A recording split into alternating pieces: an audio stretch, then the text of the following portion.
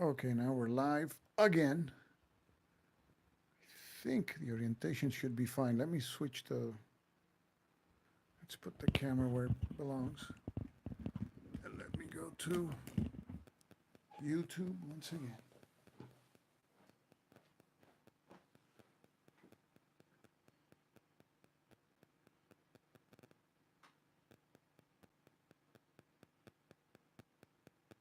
At last. Okay, now orientation is fine.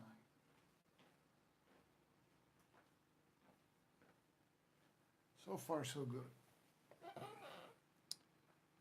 Okay, now I go to my monitor in front. Let's see if I can watch it here also.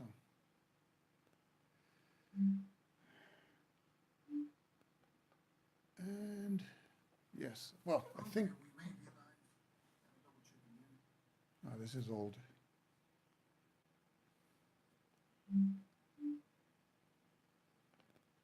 Okay, now hopefully, let me see. Okay.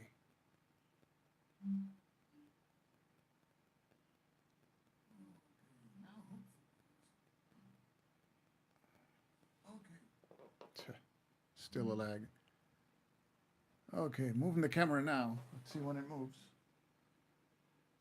Ah, cool. Took had like a 3 second lag. Okay, moving the camera now. Okay. Okay, and the computer's not as bad. Okay, I'm going to move the camera now. Moving it right now to the left. And yeah, it's got a 2 or 3 second lag. Okay, so I mean, computer's not as bad. Okay, I'm going to move the camera now. But I'm sure when people do their live streamings, it's not. There's no lag. Okay.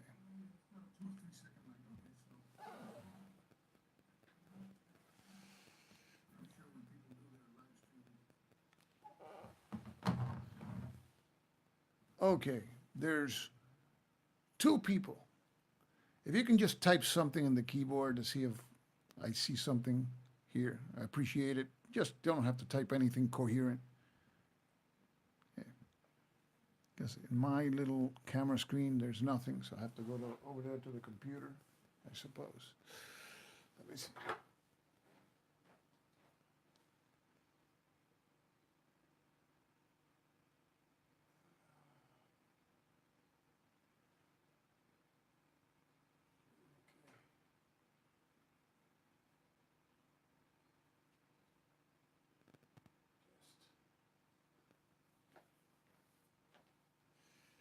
Okay, this is a test, obviously. Got 4 people. I'm doing this live video to test some things. I noticed just some don't work, but it doesn't matter. This is Campaigns of 1777, magazine game. Decision Games, designed by Harold Buchanan. It's a magazine game. It looks really good.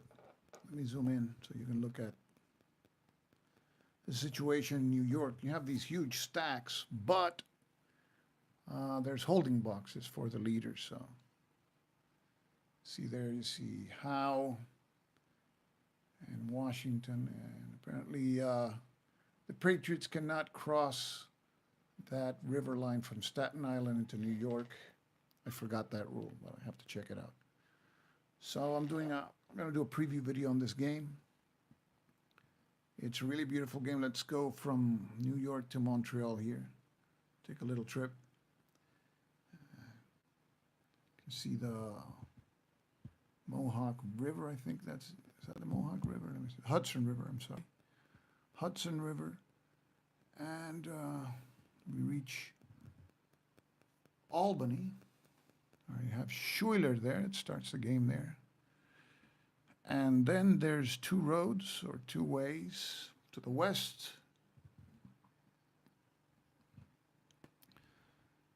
Schenectady, and you got 2 forts there. Fort Hunter, Fort Dayton. Some Continentals there. I see how many. Not a lot. Just 3 and supply train. And then you have another one of those British stacks. This one is by St. Leger at Fort Oswego.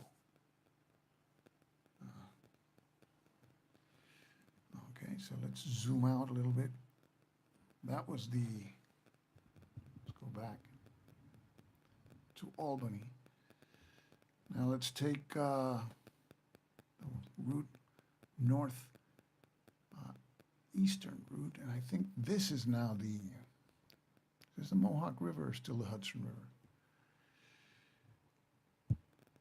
And this one leads to Fort Ticonderoga. You have St. Clair there. And how's the audio? Can you hear me, guys? I hope so. And keep on going north. And I can understand why it was tough to get Canada. I mean, this is tough.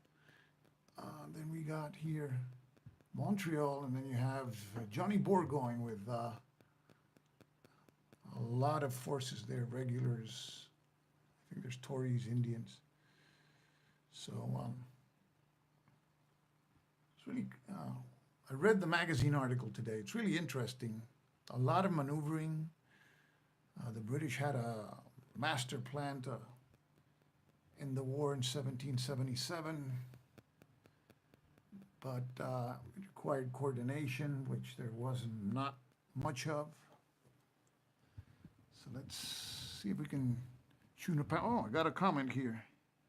Had to turn up volume a bit, but can hear you well. Okay, thanks. Yeah, I'm closer to the mic now. Thanks for the comment, and it's nice I could see it. Last time I did a live video like this, I couldn't see pop-up boxes in the camera, so now I can, so that's pretty cool. So this is like a panoramic shot. You can see, let me get my pointer. Let's see if I can find it. Here it is. It's like some forceps, but so you got the situation here around New York. You got Washington and Howe. And then you have, we showed you Fort Ticonderoga is over here, Montreal up there, Oswego here. So the British are gonna come down this route, try to take Albany, and the same with the Montreal forces. And then Howe historically try to grab Philadelphia. I think he came this way from the west. Try to grab Philadelphia. He was stuck there. Actually, his army was like neutralized for, I think, a month or two.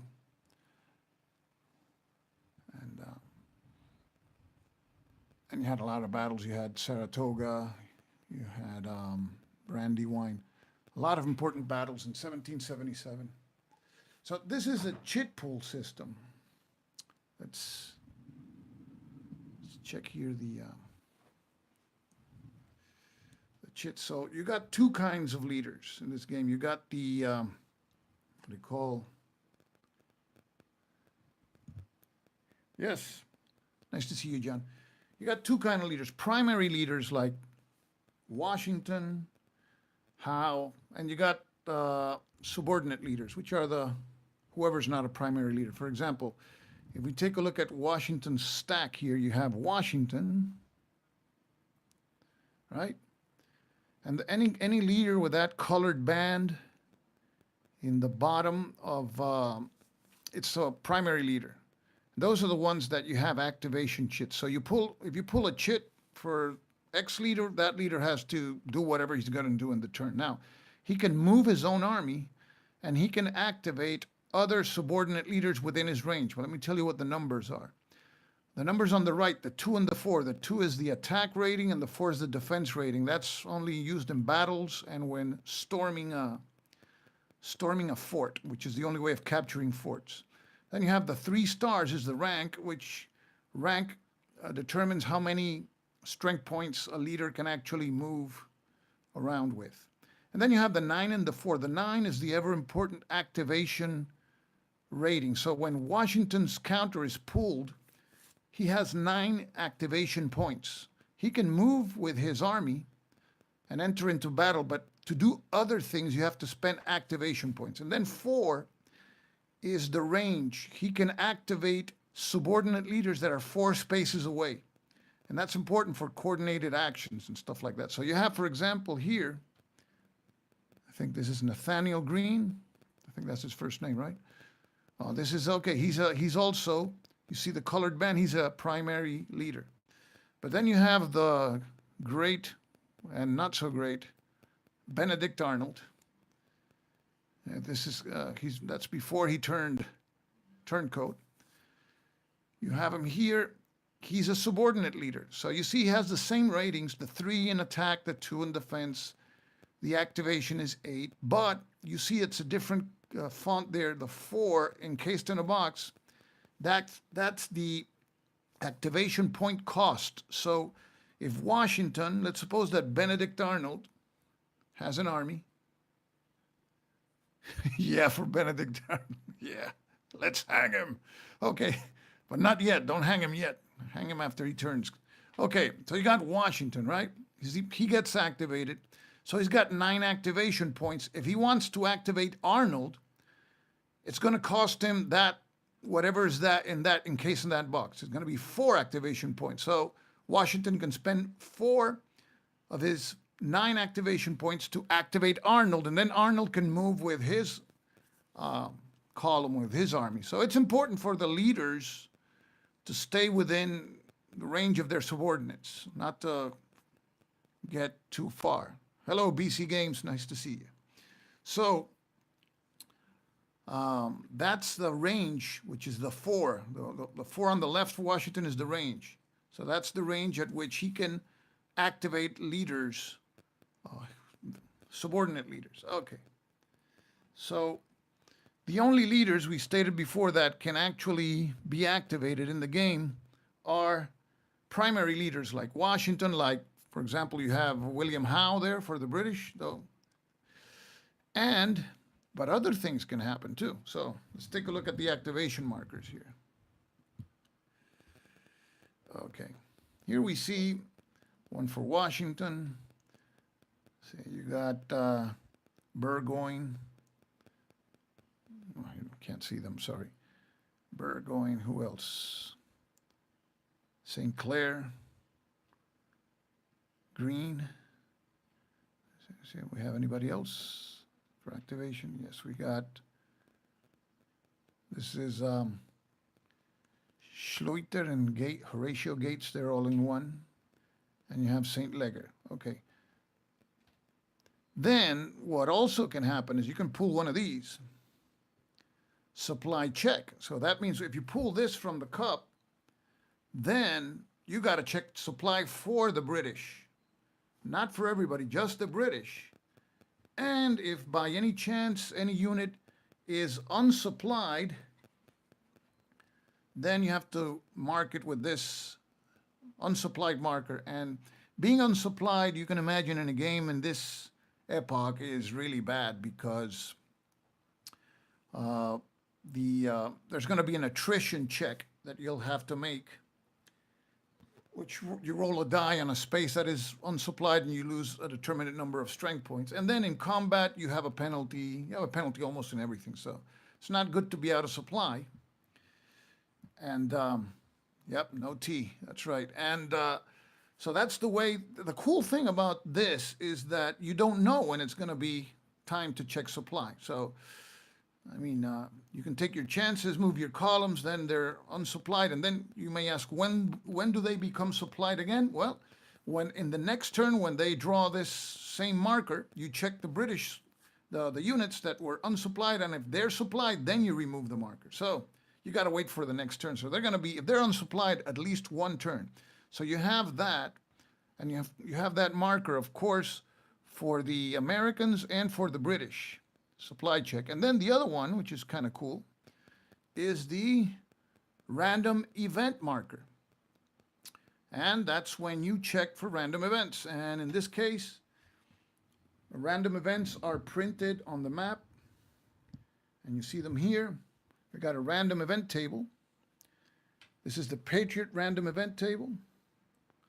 You roll 2 dice. And it's kind of cool. This has a little mechanic here. For example, if you see up here, if you roll for the Patriots anything from 2 to 5, The first time you roll 2 to 5, this event will be triggered. Arnold assigned to defend Albany. And then let's suppose the next roll is a 7, but then in the next turn you roll a 4. This event already happened. Now you implement Kosciuszko's arrives. You see? So these events are going to happen in order. You just don't know when they're going to happen. So that's actually pretty cool. So you have 4 of those kind of events, and this is the Patriot random event table. And then this is the British random events table. The same thing, you know, these events, now these are from 2 to 6, so you got a 42% chance of triggering these. So these are going to be happening more frequently than the American ones. Hi, Roland Dunk, nice to see you.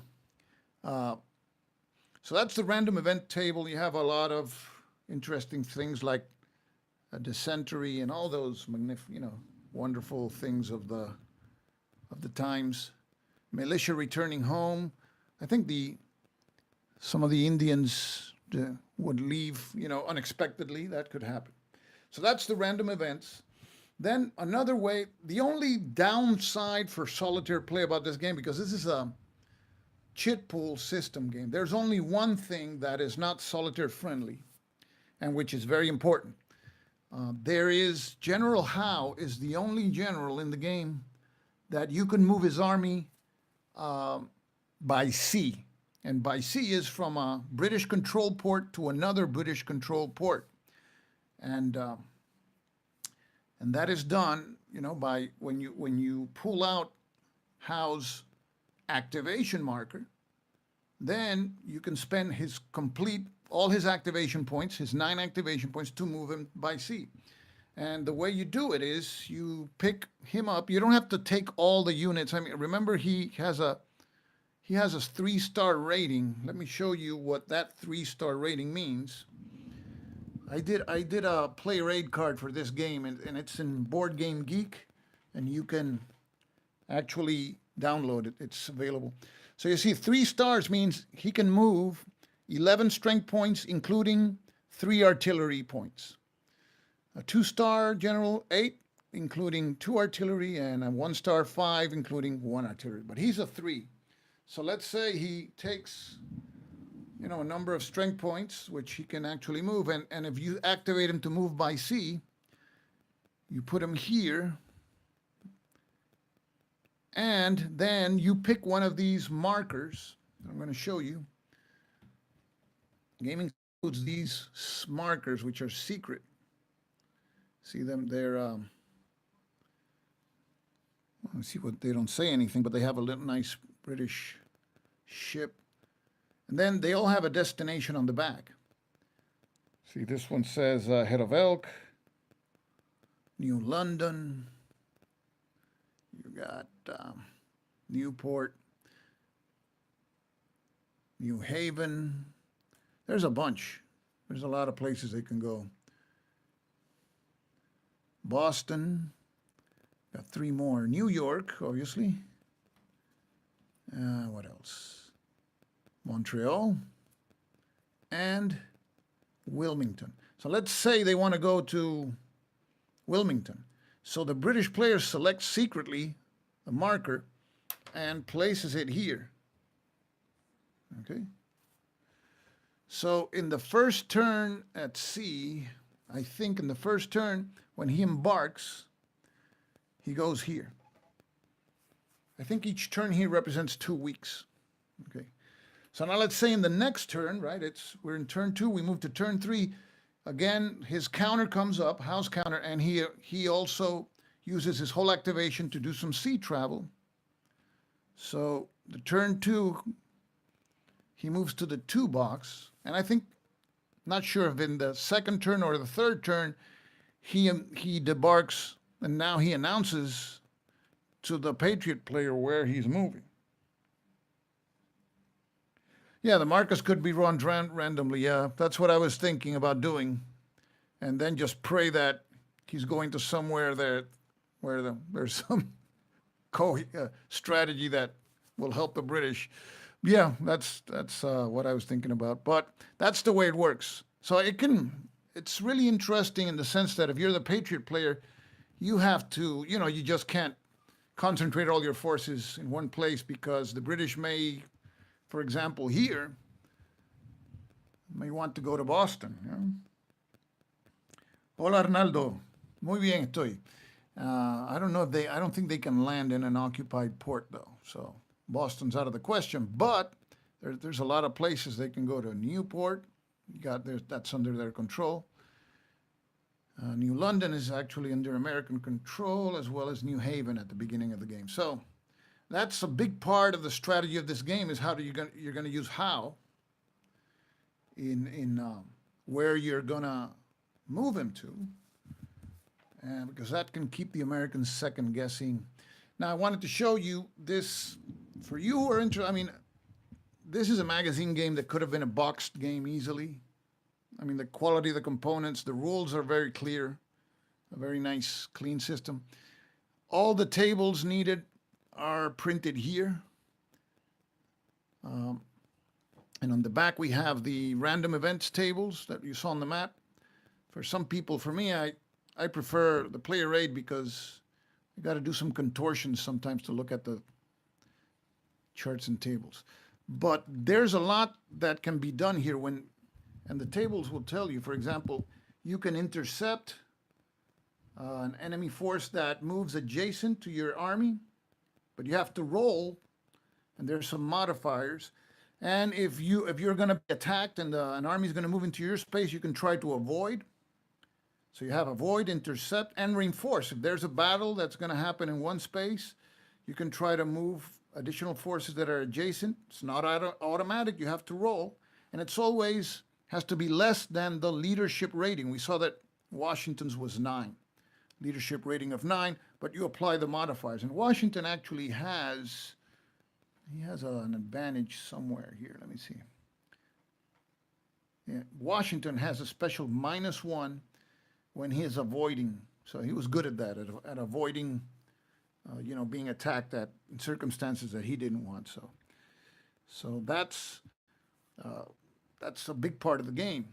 Now, there's other things that I did for this game. Let me show you.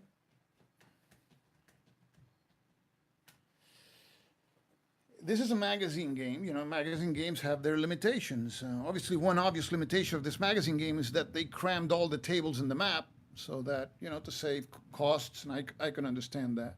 Otherwise, the map could have been a little bit more comfortable, even though, I mean, space is a little bit larger, but I'm not quibbling anything. It's no problem.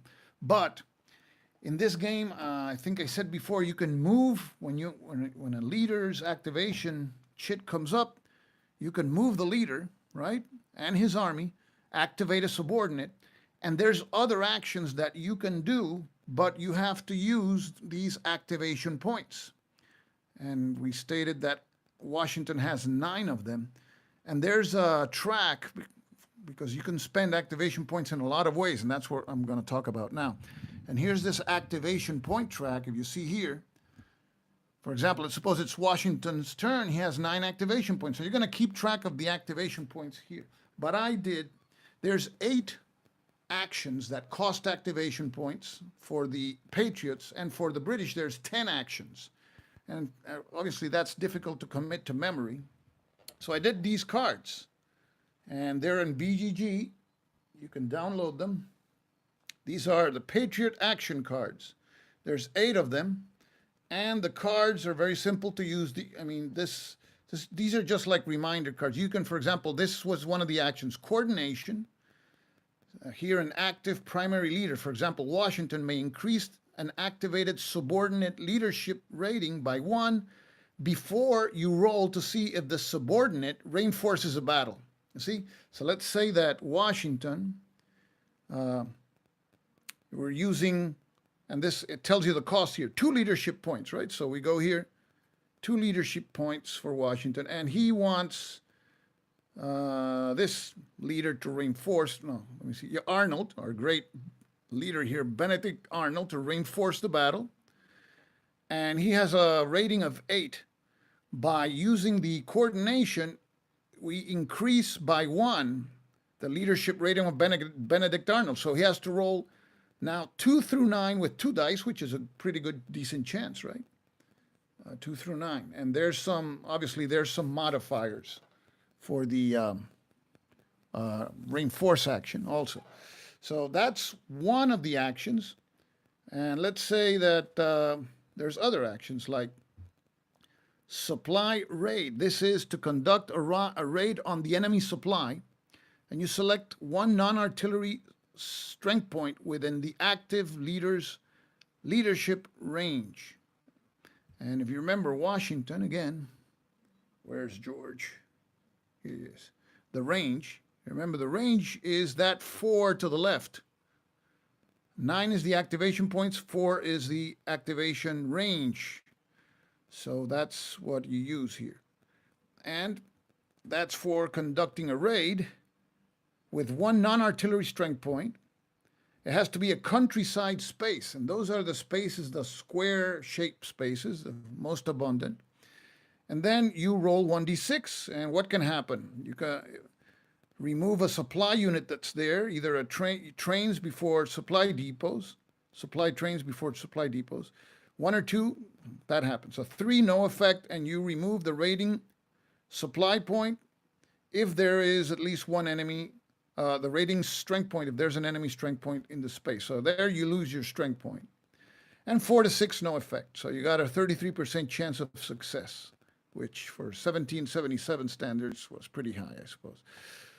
Then you have this other action, forced march. In this game, when you activate a leader, can be a primary leader like